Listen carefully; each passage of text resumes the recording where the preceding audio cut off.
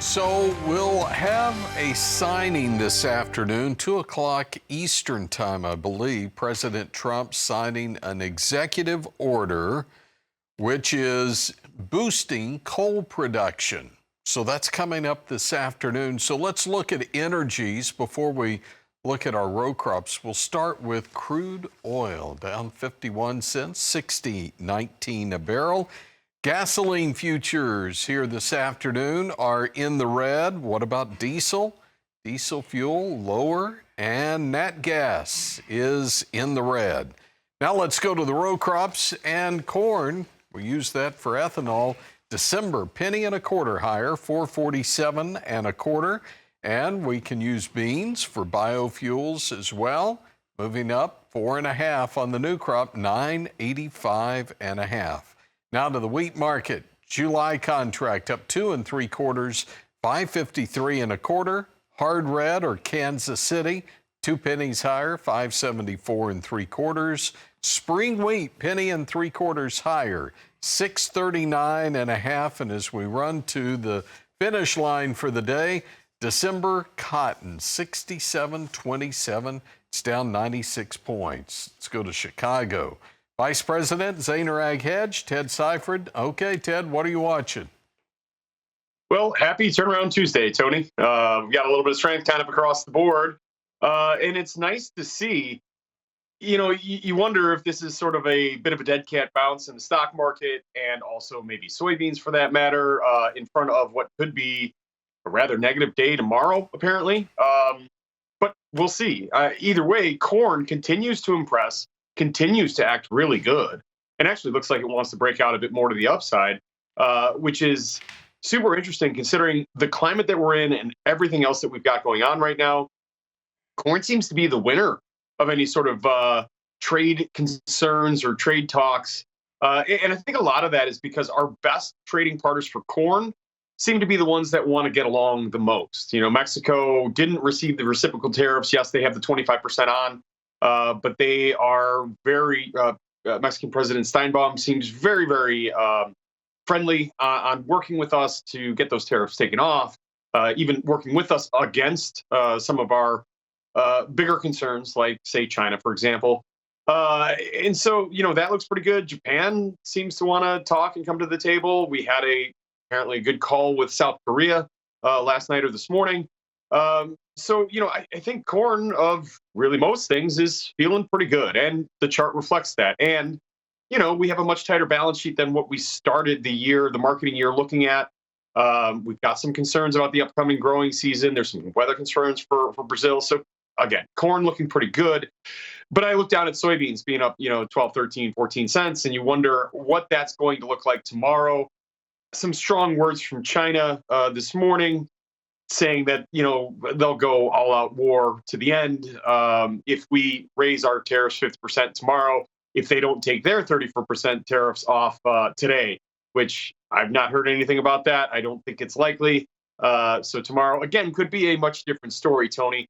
Either way, like I said earlier, happy Turnaround Tuesday. We'll see what Wednesday brings. Yeah, no kidding. Hey, let's take a break.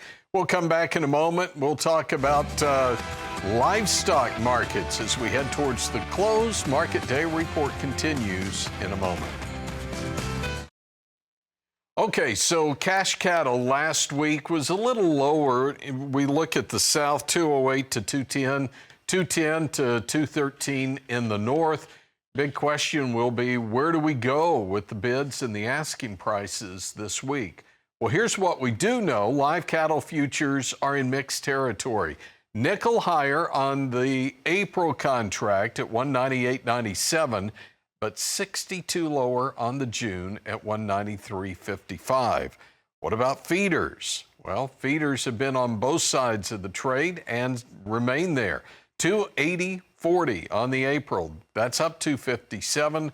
May contract 75 higher, but August, September, and October in the red. Light trading on the front months for hogs, which are higher, but June is still most active at 89.92. It's down 12 cents. That was a market that just, two weeks ago, we were above $100, so have already lost $11 out of that June contract within the month. Okay, help us break it down. Ted Seifried, Zaner Ag Hedge, $11 off of just one contract in the hogs. That's a pretty big hit.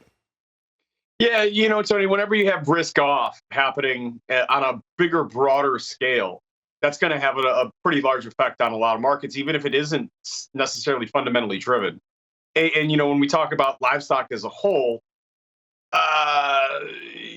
well, actually, the cattle complex more particularly, the tariffs, especially the tariffs that other countries put on us to respond to our reciprocal tariffs, it doesn't really bother us too much in the market because we don't really export a ton of beef. Yeah, we do some. It is a component, but for the most part, it is a domestic market. We consume most of the beef that we produce. It's more about what happens in the stock market. If we are headed to a recession, the concern is what domestic demand is going to be going forward. Are we going to start spending less at the butcher's counter? Are we going to look for cheaper alternatives? Pork, for example. Are we going to, just high-priced beef just seems like a harder pill to swallow if we're worried about our 401ks and things like that. So it's sort of a indirect effect of what the tariffs are doing to the broader picture or economics, global economics, our stock market for that matter. But for hogs, there is a fair amount of exports. So we worry about what happens with China. That I think has a big part in why we've sold off. But I've said many times, and I'll say it again, Tony, at some point, hogs, pork in particular, I mean, the large speculator could look at pork as being that cheaper alternative, that possibility for steady or maybe even growing demand through a recessionary time. So I think it's an interesting thing to watch from a bigger, broader picture if we're going to continue to go lower in the stock market, which, again, we had a really nice bounce earlier, gave it all back. Now we're bouncing a little bit again. We want to be a little bit more positive on what's happening with trade. But with the tough words from China earlier this morning in a deadline looming tonight and potentially putting more tariffs on China tomorrow, you really wonder what tomorrow is going to look like in a lot of these markets. So stay tuned. That's really the best thing I can say right now.